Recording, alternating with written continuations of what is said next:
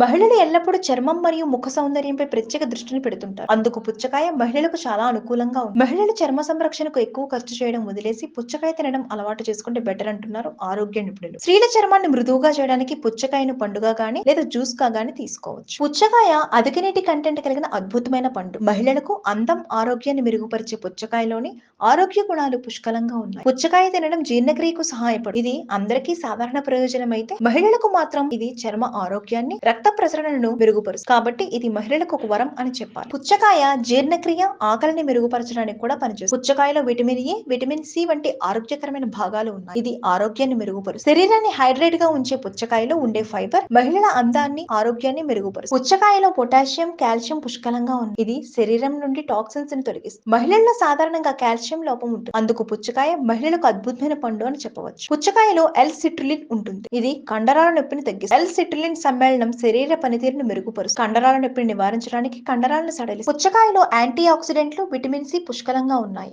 ఇది శరీరంలో free radicals ఏర్పడకుండా పోరాడడానికి సహాయపడుతుంది. పుచ్చకాయ తినడం వల్ల క్యాన్సర్ కు కారణమయ్యే ఫ్రీ రాడికల్స్ తో పోరాడుతుంది.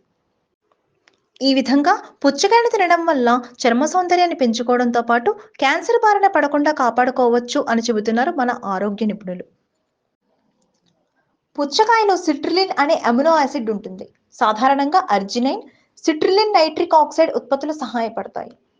ఇది రక్తనాళాలను విస్తరింపజేయడంలో సహాయపడుతుంది. తద్వారా అధిక రక్తపోటు సంభావ్యతను తగ్గిస్తుంది.